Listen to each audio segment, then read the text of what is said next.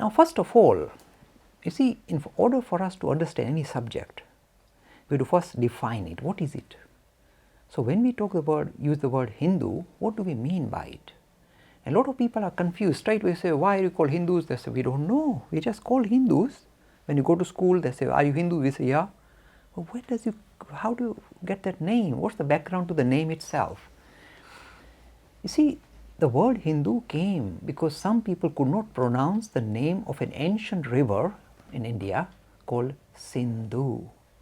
And because they couldn't pronounce it, they started calling it Hindu. And that's how we got the name Hindu. Somebody didn't understand how to pronounce the word Sindhu. Sindhu means river. That's all it meant. And the people who came said, oh no, Hindu. And that's how we got the name Hindu. There's no such word in our language, but this is how we got the name. But you see, the name that we give to this enterprise or this idea of religion is Dharma. Now, the word Dharma can be understood at many different levels. For the little ones, it means behaving yourself, being a good person. That means being dharmic, following your Dharma, means behaving well. But for the grown-up, it can mean leading a righteous life, an honest life, an ethical life, a moral life. So this is the kind of idea behind Dharma. How can we live a life which will allow society and civilization and family to work together in an honest, nice manner, in a cohesive manner? This is the idea behind Dharma. And yet this idea is still too small. The deeper idea about Dharma, and this is very important for you to realize, especially for the grown-ups. The broader idea about the word Dharma is, it is telling us we need to make sense of the human condition. What is this all about? Who am I? What is my essential nature? What is this world that I'm living in? What is my relationship with this world and all the people that I meet here or see here? To make sense of the human condition. This is the deeper idea of the word Dharma. Trying to understand, who am I? What am I doing here? What is all this about? See, it's a very unusual thing. So it's not like normal word religion thing about God. It's talking about making sense of our human condition. This is the broader idea. Simple idea is to lead a righteous life, lead a good life.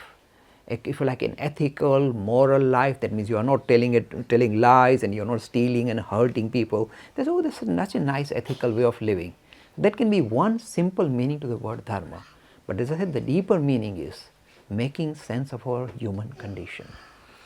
So this is what is involved. Now you see, whenever you study, this is the heading of the subject that we are studying, and this is what it actually means. This is what actually the word Dharma means. Then what are the key ideas of this particular enterprise? What are the key features? What are the key beliefs of this particular system? Now the key belief of this system, you may be surprised, is this. We say, just as things, if for example you put certain things together, then there's certain result follows. We observe in life that all things, objects and events are connected with each other through the process of cause and effect. Few things come together and produce one effect. You study well at school and you get high marks, and your mommy looks after you and you behave well. So there is a cause and effect. So this is visible in the world that we live in. We see that everything is connected to everything else through cause and effect. Now this we have thought is a very important feature about the world that we live in. We notice, oh yes, everything is connected to everything else. So the way I behave will influence other people, and the way they behave will influence me. We are connected with each other through simple English word, cause and effect, causality. This is the central feature of the idea of Dharma, because as I said, we are trying to make sense of the world that we live in. And what do we make sense? We say, oh, things are connected with each other. When I do certain things, then certain things follow, certain consequences follow. So whatever activities I do produce certain results, and I have to bear those results. This is the observation, the world that we live in. I'm saying, trying to make sense of the world that we live in. And this is the first thing we observe. Oh dear, things are connected with each other. This we encapsulate and call the law of karma. Karma means action. And the law of karma means action and its consequences. Whenever you set something into motion, it will produce certain consequences. Like little children here listen to me in a very focused manner, very clever and absorbing and understanding. So this is what he's doing. So what will be the effect? He can sit for GCSE at the age of 7 and get A star. That's the effect.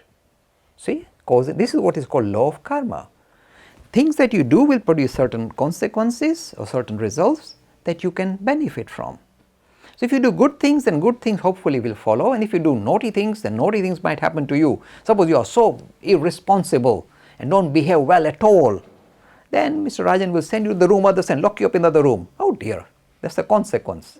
This is the idea of law of karma. Whatever you set into motion, good or bad, or it's normally mixed up anyway, will produce certain results. This we observed in the world that we live in, and we said this is called the law of karma. So it makes us, why is it so important? Because the law of karma tells you that in fact you are in charge of creating your destiny or your future. So be very careful about all the good things, all the things you set into motion. Do everything very meticulously, very carefully. Even the smallest things, do it very meticulously. And in that, by doing that, you will have beneficial results. Lead a focused life, that's what it's saying. It will produce beneficial results. So this, by observing, look, this is the idea of religion in Hinduism, quite different from other religions. It is trying to make sense of the world that we live in. And they say, oh yes, this is the first thing we observe. Things have a habit of following through. So we better be careful about everything we set into motion, because we have to bear the results. So that is why everything we do it meticulously, carefully, rigorously. This is the first thing, law of karma, law of action and its consequences that we have to bear. We observe the world and say, yes, this is true. So we immediately adopted this idea, and this becomes part of Dharma. Central feature of the Hindu religion, of Dharma, law of cause and effect, causation. So it puts us in charge of our own destiny. It allows us to dictate what kind of future we want for ourselves. It does that for us. And secondly, it in a way makes you feel very responsible, because now you see, you know that everything is going to come and catch up with you and bite you on your backside. So be very careful. So you are in charge of your destiny. You would be very responsible in the way you lead your life. So this is, if you like, the consequence of believing in the law of karma. This is the positive side, very commonsensical. You see, religions have to be commonsensical. If you want to attract the youth, the youngsters, to relate to the religion. Suppose now you say, okay, the only way parents do it these days is very poorly. They say, okay, now time to go to the temple. They say, no, I want to watch TV. No, you have to come to the temple. Come on, bring this thing with you, flowers. No, I don't want to. Unless you teach religion in a systematic, structured manner, your youngsters will abandon your religion, guaranteed, especially in the West. So you need to explain to them why this is important, what is meant by your religion, and if you are able to do that systematically in a structured manner, I guarantee you, these youngsters will stand by you and will help your activity, your temple, your religion, your family, your society. But if you don't give them structured understanding of their religion, they are going to leave you, guaranteed. And when should you start teaching? From a very young age. Because if you leave it till they are 14, 15 and they say, now come on, I'm going to teach about religion, come to the temple, they will not, it's too late. They already have other interest, you lost them. So unless you start weaning them, I'm not saying that brainwash them, don't do that for goodness sake. But when they are little, make sure that religions become attractive by making it commonsensical. Explain to them why you are tinkling a bell, or why are you lighting a lamp, or why are you going to the temple, why are you carrying a coconut. All these simple things. If you explain to them, see this, then say, oh yes, this is interesting, and then they will engage with you. But if you don't make it interesting, they are going to abandon you. So making religions accessible to our youth requires that we present it in a very structured, in a very commonsensical, rational manners.